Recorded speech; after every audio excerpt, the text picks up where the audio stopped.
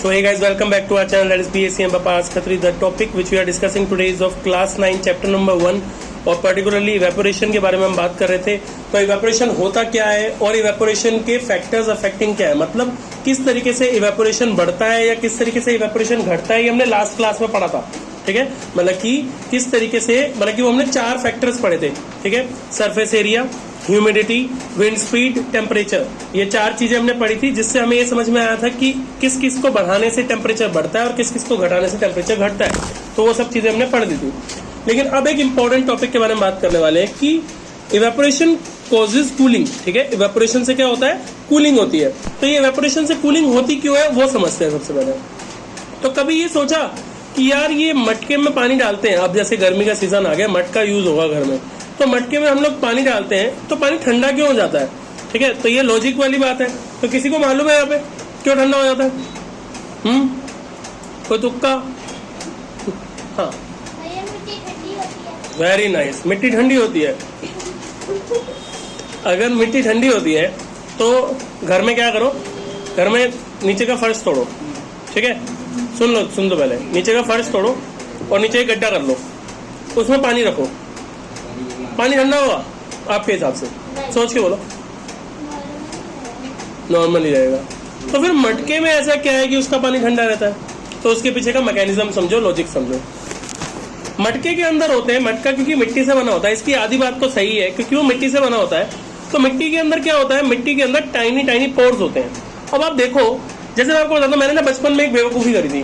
क्या करा, घर में ना पेंट बच गया था, घर में पेंट हुए, ठीक है, दरवाजे पे पेंट हुआ, पेंट बच गया। मैंने देखा यार ये घर का मटका बड़ा ही सूना सूना सा लग रहा है ना, तो ये अच्छा नहीं लग रहा है, इसकी क्वालिटी अच्छी नहीं लग रही मुझे। अब मतलब पेंट तो बचा ही हुआ है और मन का कारीगर जाग रहा था, गर्मियों की छुट्टियां थी। तो फिर मैंने दिया पटका, मटके को हाथ में लिया और पूरा का पूरा पेंट कर दिया उसे व्हाइट कलर का। और मैं बहुत ही एक्साइटेड था कि घर में पापा आएंगे ना, पापा को दिखाऊंगा, देखो मैंने कितना बढ़िया कलर किया है इस पे। जैसे ही पापा धे चबाट, क्या है ये, मजाक हो रहे हैं यहाँ पे। फिर मेरे को बात समझ नहीं आई, मैंने कहा शायद कलर पसंद नहीं आया होगा। तो फिर बाद में मुझे समझ में आया, जब उसमें पानी भरना शुरू किया तो पानी ने ठंडा होना बंद कर दिया। ठीक है, आप भी करके देख सकते हो, थोड़ा पिटाई होगी लेकिन ट्राई कर सकते हो। ठीक है, तो पानी ने ठंडा होना क्यों बंद कर दिया ये मुझे उस वक्त समझ नहीं आया। ठीक है, लेकिन अब मैं आपको बताता हूँ कि क्यों बंद हो गया। तो ऐसा होता है कि मटके का जो आउटर सरफेस होता है और जो इनर सरफेस होता है, मतलब अंदर की सतह और बाहरी सतह, दोनों के अंदर छोटे छोटे टाइनी टाइनी पोर्स होते हैं, मतलब छोटे छोटे छेद होते हैं। वो छेद हमें दिखाई नहीं देते लेकिन एक्चुअल में उसमें होते हैं। अब होता क्या है, अच्छा वो इतने छोटे होते हैं कि उससे लीकेज भी नहीं होती। देखो मटके में से लीकेज तो नहीं होती ना, लीकेज होती तो हम घर ही नहीं लाते, तो उसमें से लीकेज भी नहीं होती, पर वो इतने छोटे छेद होते हैं कि हमें दिखाई नहीं देते, पर वो होते हैं वहां पे, जिन्हें आप टाइनी पोर्स बोल सकते हो। अब होता क्या है, जैसे ही हम मटके में पानी डालते हैं तो जाहिर सी बात है, अगर सड़क पे पानी गिरेगा तो सड़क के अंदर जो गड्ढे हैं उनमें भी तो पानी गिरेगा, है ना, और बल्कि पानी उसमें मतलब ठहर जाएगा, पानी उसमें रुक जाएगा। तो ऐसे ही जैसे ही मटके के अंदर हम पानी डालते हैं तो मटके के अंदर जो टाइनी पोर्स होते हैं उसके अंदर वो पानी रुक जाता है, उसके अंदर वो पानी फिल्ड हो जाता है। अब नॉर्मल सी बात है कि कोई भी चीज जब नॉर्मल टेम्परेचर के आसपास रहेगी, ठीक है, जैसे गर्मी का टाइम है, ठीक है, नॉर्मल टेम्परेचर है, तो मैंने आपको बताया था कि नॉर्मल टेम्परेचर भी होगा, बॉइलिंग पॉइंट से कम भी टेम्परेचर होगा, तो इवेपोरेशन हमेशा चलता रहेगा। ठीक है, जैसे अगर छत पे मैंने एक कटोरा पानी रखा है तो हमेशा वो इवेपोरेट होता ही रहता है ना। तो सन की रेज को तो ये जहां पे दिखेगा पानी वहां पे वो इवेपोरेट करना शुरू कर देंगे। अब क्या है, वो जो टाइनी पोर्स है उसमें से पानी इवेपोरेट होना शुरू हो जाता है। ठीक है, और जब भी पानी इवेपोरेट होगा तो हमेशा क्या होगा, कूलिंग करेगा। और अब हमारा पहला क्वेश्चन यही है, ये तो समझ में आ गया, चलो आपको मटके का पानी ठंडा क्यों होता है, क्यों, क्योंकि उसके अंदर जो टाइनी पोर्स होते हैं उसके अंदर पानी फिल हो जाता है जब हम पानी भरते हैं और इवेपोरेशन हो जाती है उस पानी की।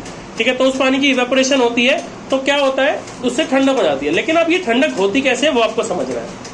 तो होता क्या है लॉजिकली, जब भी कोई चीज, जैसे यही मटके वाले एग्जांपल को ले लो, तो मटके का पानी ठंडा ही क्यों हुआ, ठीक है, आखिर इवेपोरेशन हुआ है, हमें समझ में आया।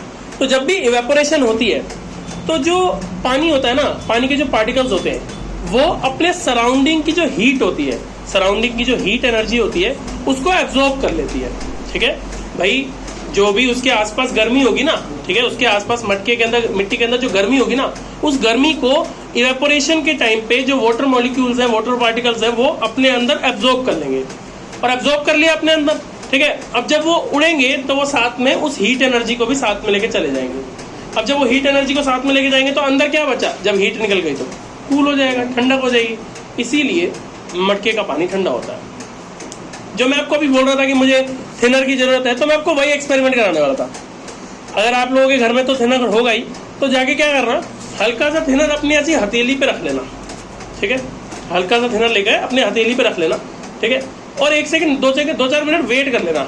तो क्या होगा, आपको ना वो सारा थिनर एक एक करके वो उड़ जाएगा, ठीक है, आपके हाथ से बिल्कुल इवेपोरेट हो जाएगा। पर जब वो इवेपोरेट होगा ना, आपको ठंडा ठंडा महसूस होगा, ठंडा महसूस होता है। कभी ऐसा किया है, ट्राई किया किसी ने यहाँ पे? नहीं किया। तो जिसने नहीं किया है ट्राई, वो आज जरूर करना जाके, ठीक है, मम्मी से, बहन से, जिसके पास भी थिनर हो उससे मांगना, ठीक है, और उससे हल्का सा अपनी हथेली पे ले लेना, ठीक है, और वेट करना। तो आप 1 मिनट बाद वो पूरा उड़ जाएगा, ठीक है, और उड़ने के बाद में क्या होगा, वो क्या हो जाएगा, यहाँ पे आपको ठंडा ठंडक महसूस होने लगेगा, ऐसा लगे ठंडा हो रहा है यहाँ पे। तो वो ठंडक कहाँ से आई? तो जैसे मटके में ठंडक हुई थी, वैसे ही सेम ठंडक यहाँ पे हुई। कैसे? क्योंकि हमारे हाथों के अंदर भी क्या होते हैं, टाइनी पोर्स होते हैं, ठीक है, टाइनी पोर्स, छोटे छोटे छोटे छोटे टाइनी पोर्स होते हैं, छोटे छोटे टाइनी छेद होते हैं। जैसे ही मैं वो थिनर, इसको मैं 2-3 चीजें बोल देता हूँ, थिनर, एसीटोन या फिर पेट्रोल या डीजल, कोई भी चीज आप अगर हाथ पे रखोगे ऐसे, तो वो क्या हो जाएगा, उन टाइनी पोर्स में चला जाएगा। फिर क्या होता है, इनका ना बॉइलिंग पॉइंट बहुत लो होता है, ठीक है, इनका इवेपोरेशन पॉइंट बहुत लो होता है, तो जल्दी से इवेपोरेट हो जाते हैं। अब जल्दी से जैसे ही ये इवेपोरेट होंगे तो क्या होगा, वही जो ये पार्टिकल्स हैं वो मेरे हाथ की जो गर्मी है, जो हीट एनर्जी है, उसको भी साथ में लेकर इवेपोरेट हो जाएंगे। अब जब वो हीट एनर्जी साथ में लेकर इवेपोरेट हो जाएंगे और हीट निकल जाएगी हाथ की, तो क्या रह जाएगा, ठंडक, कूलिंग। समझ में आया मैकेनिज्म की इवेपोरेशन से कूलिंग कैसे होती है? क्लियर है? डन सबको? ओके, तो अब नेक्स्ट चीज समझते हैं। या तो फिर जो डॉक्टर होता है इंजेक्शन लगाने से पहले बोतल में लेता है, वो ठंडा ही होता है, ठंडा ठंडा, वो एसीटोन होता है, ठीक है, एसीटोन होता है। अब ये इसने सही क्वेश्चन पूछा, इस क्वेश्चन का लॉजिक है, ठीक है, लॉजिक क्या है, आपने देखा होगा कभी अगर आपको इंजेक्शन लगाओ तो यहाँ पे ना आपको एक ऐसी कोई चीज होती है, उससे ना ऐसे ऐसे पहले रब कर देता है, आपको ठंडा ठंडा फील होता है, और फिर इतने में वो इंजेक्शन लगा देता है ना, इंजेक्शन लगा देता है या ब्लड ले लेता है, जो भी करता है। तो उसके पीछे का लॉजिक क्या है? उसके पीछे का लॉजिक ये है कि जब किसी भी एरिया से जो एक्सेस हीट है वो निकाल ली जाएगी ना, तो फॉर अ सेकेंड वो प्लेस नम हो जाएगा। नम समझते हो ना? नम मतलब सुन्न हो जाएगा, सुन तो समझते हो है ना, सुन्न हो जाएगा, जिससे कि आपको पेन कम फील होगा, ठीक है। तो अगर आज के बाद में आपको कभी कोई इंजेक्शन लगा रहा हो और वो कोई नाथ लगा रहा हो, तो उसे बोल देना भैया लगा दो, ठीक है, क्यों? क्योंकि वो एक्चुअली रबिंग अल्कोहल होता है, ठीक है, और आसान भाषा में उसे एसीटोन बोलते हैं, रबिंग अल्कोहल होता है। वो जब लगाते हैं ना, तो उससे जो ठंडक निकलती है 1 मिनट की, क्योंकि वो वही वाली बात है, हीट को लेकर निकल जाएगा, इवेपोरेट हो जाएगा, तो उससे जो ठंडक होती है ना, उससे फॉर अ मोमेंट वो हिस्सा नम हो जाता है, ठीक है, तो इसीलिए वो चीज लगाई जाती है। समझ में आया? ओके, अब next important question for us is कि हम लोग कॉटन के क्लोथ्स क्यों पहनते हैं गर्मी में, ठीक है, गर्मी में कॉटन के क्लोथ्स क्यों पहनते हैं, या फिर कॉटन के क्लोथ्स पहनने को क्यों कहा जाता है? अब जैसे एग्जांपल के लिए, वैसे तो अब बहुत ही कम लोग कॉटन के क्लोथ्स पहनते हैं। इसका कॉटन का क्लॉथ है, ये कॉटन है, ये भी कॉटन है, ये कॉटन नहीं है, ये कॉटन है, वो भी कॉटन नहीं है, वो भी कॉटन नहीं है, वो कॉटन है। तो ये कॉटन पहनने से होता क्या है, वो लॉजिक समझो। इसके लिए एक एक्सपेरिमेंट करना खुद के साथ ही। एक दिन जैसे आपने टी शर्ट पहनी हुई ना, ये वाली टी शर्ट में इसको बोलते हैं लाइक्रा या फिर रेयन भी बोल सकते हैं, ठीक है, रेयन, लाइक्रा, ठीक है, और भी बहुत सारे होते हैं, ड्राई फिट, ये सब में से कोई भी टेक्सचर पहनना और धूप में चले जाना, और फिर अगले दिन उसी धूप में जाना और कॉटन के कपड़े पहन के जाना। तो जब आप कॉटन के क्लॉथ्स पहन के धूप में जाते हो ना, तो आपको गर्मी कम लगेगी। इसके पीछे का साइंस क्या है? इसके पीछे का साइंस ये है कि जो कॉटन के कपड़े होते हैं वो क्या करते हैं, वो बेसिकली स्वेट के एब्जॉर्बर होते हैं, ठीक है, स्वेट समझते हो, पसीना, ठीक है, पसीने के एब्जॉर्बर होते हैं, तो वो फटाफट पसीने को एब्जॉर्ब कर लेते हैं बॉडी से। अब जैसे ही पसीने को एब्जॉर्ब करेंगे बॉडी से, तो क्या होगा, धूप में निकल रहे हैं हम, तो इवेपोरेशन होगा, और अगर इवेपोरेशन होता है तो क्या होती है, कूलिंग, ठीक है, तो इवेपोरेशन कॉजेज कूलिंग, है ना, तो आपको ठंडा महसूस होगा, आपको ज्यादा बेटर फील होगा अगर आप कॉटन के कपड़े पहनोगे तो। इसीलिए जो ये आप देखो अंडरगारमेंट्स होते हैं, अंडरगारमेंट्स होते हैं, वो आप चेक करो हमेशा कॉटन के बने होते हैं। क्यों कॉटन के बने होते हैं? For this reason only, because cotton के अंडरगारमेंट होने से क्या बेनिफिट होगा, कि आपकी बॉडी के साथ में वो हमेशा चिपके रहते हैं, हमेशा स्टिक रहते हैं। तो उससे क्या होता है कि जब आपकी बॉडी को इमीडिएट स्वेट आएगा तो वो जो अंडरगारमेंट्स होंगे वो आपके स्वेट को एब्जॉर्ब कर लेंगे और इवेपोरेट होने में मदद करेंगे, जिससे कि आपको कूल फील होगा, आपको गर्मी कम लगेगी। बात समझ में आई? अच्छा, अब ये तो समझ लिया कि कैसे क्लोथ्स पहनने चाहिए। अब कैसे क्लोथ्स नहीं पहनने चाहिए? तो हमें गर्मियों के अंदर कभी भी डार्क कलर के कपड़े नहीं पहनने चाहिए, ठीक है, जैसे कि मैंने, ठीक है।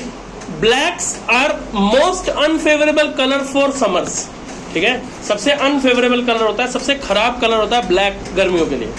इसका कभी लाइव डेमो देखना हो ना, आपके साथ हमेशा हमेशा हुआ होगा ये चीज, आपको भी मैं याद कराऊंगा, आपको याद आएगी। आपके स्कूल के जूते होते हैं ब्लैक कलर के, है ना। जब आप असेंबली में खड़े होते हो और बहुत तेज धूप हो, कभी महसूस किया यार पैरों में बहुत जलन हो रही है, गर्मी गर्मी सी लग रही है, जलन हो रही है? वो क्यों होती है? पूरी बॉडी में तो नहीं हो रही होती, just because of that black colour shoes. तो ब्लैक कलर क्या करता है?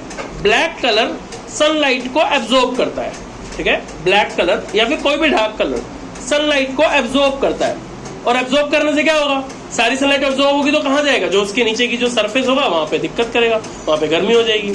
इसीलिए we should not wear dark और black colour clothes in summer, ठीक है।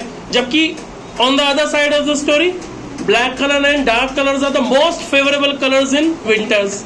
विंटर्स में जितना डार्क कलर पहनो, जितने ब्लैक कलर पहनो, उतना बढ़िया, आपकी बॉडी गर्म रहेगी। बात समझ में आ गई? क्लियर है? डन? ओके, नेक्स्ट इज, अभी हमारे घर में ठंडी पानी की बोतलें तो हमने रखनी शुरू की नहीं है। आप में से किसी के घर में रख दी है फ्रिज में पानी की बोतल? आपने रख दी है, ठीक है। तो जिन्होंने रख दी है वो भी, और जिन्होंने नहीं रखी है वो भी, आज जाकर के एक काम करना, एक पानी की बोतल भरना, उसको लगाना फ्रीजर में, ठीक है।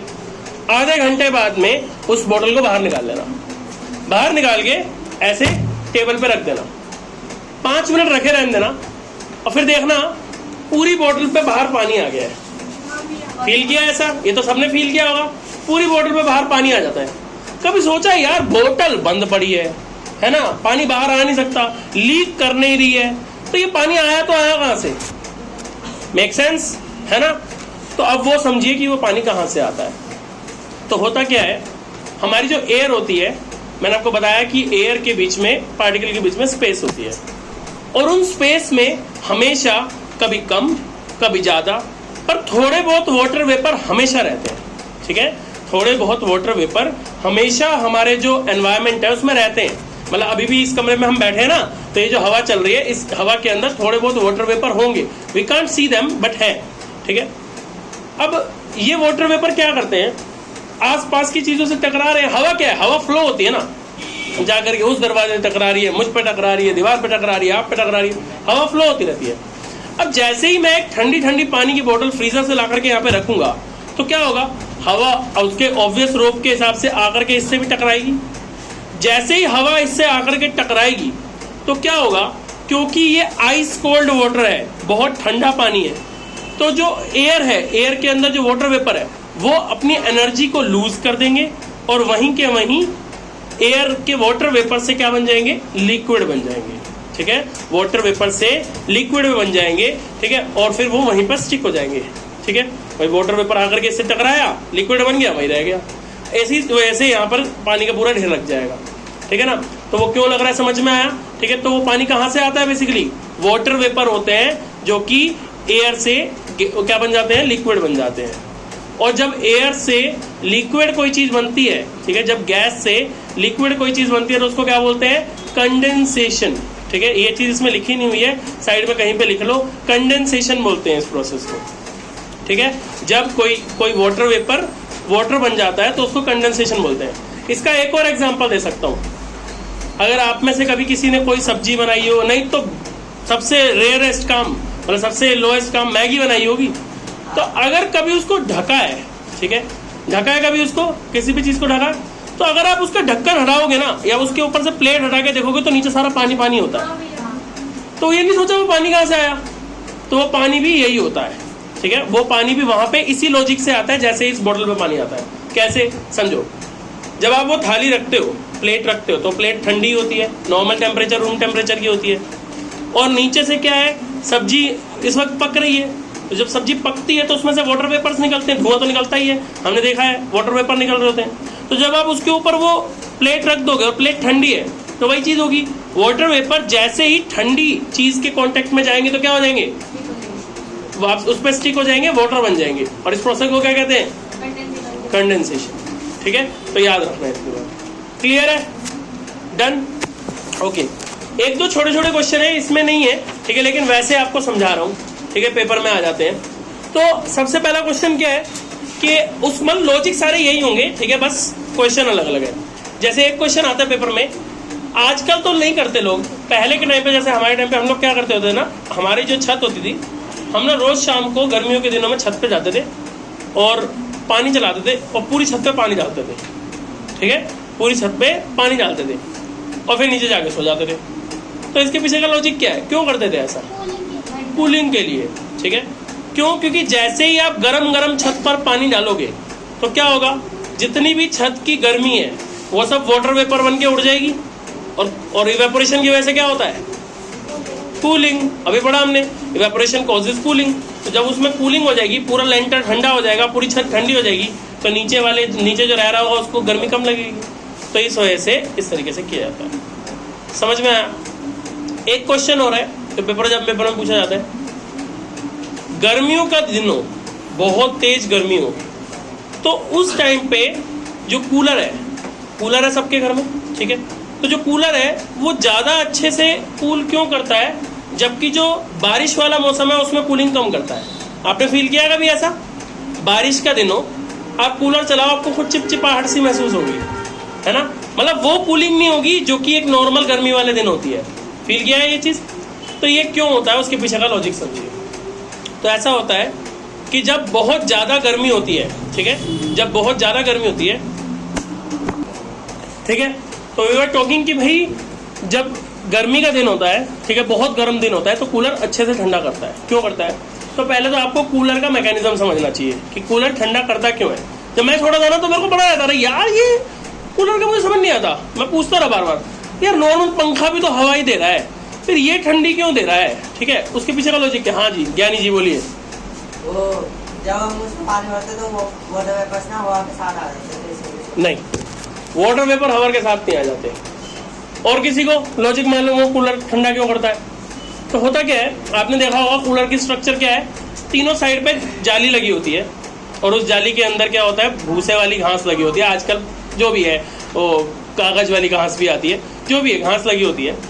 क्या होता है, तीनों तरफ से मतलब बीच में एक मोटर लगी हुई है, मोटर से ऊपर पानी जा रहा है, तीनों तरफ ऐसे डिस्ट्रीब्यूट हो रहा है। पानी जैसे ही जाता है उनके अंदर घास के अंदर घास गीली हो जाती है। कभी कभी पेरेंट्स बोलते हैं कि इसको ना पहले इसका मोटर चालू कर दो, ठीक है, बाद में कूलर चालू करेंगे। कभी ऐसे किया है, हम ऐसे करते थे, पहले मोटर चालू कर देते थे उसकी, ठीक है, पंप चालू कर देते थे उसका, ताकि पहले घास गीली हो जाए फिर हम कूलर चलाएंगे। तो होता क्या है वो समझिए, वो जो घास है, तीनों तरफ की जो घास है, वो घास जब गीली होगी और बाहर धूप निकली हुई है, तो वो घास पे जो पानी है वो इवेपोरेट होना शुरू हो जाएगा, है ना। तो जब वो घास का पानी इवेपोरेट होगा, तीनों साइड से इवेपोरेशन हो रहा है, घास का पानी इवेपोरेट हो रहा है, तो क्या होगा, अल्टीमेटली अंदर की तरफ कूलिंग नहीं हो जाएगी, क्योंकि हमने पढ़ा अभी इवेपोरेशन कॉजेज कूलिंग।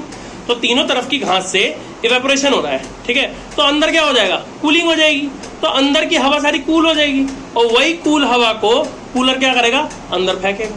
तो इस वजह से एक गर्म दिन, एक बहुत जो तेज गर्मी वाला दिन होगा, उसमें कूलर बहुत अच्छे से काम करेगा। समझ में आया लॉजिक, कूलर का मैकेनिज्म क्यों गर्म दिन में काम करेगा। अब बात कर लेते हैं कि वो बारिश वाले दिन में काम क्यों नहीं करता।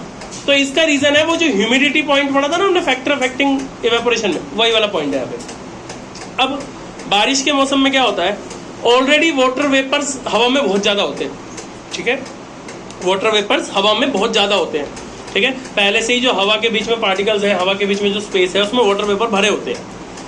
अब क्योंकि उसके अंदर ऑलरेडी वाटर वेपर भरे हैं, तो ये जो कूलर की घास है इसकी इवेपोरेशन कम हो जाएगी, है ना, कम हो जाएगी या ना के बराबर हो जाएगी, बिल्कुल होगी ही नहीं।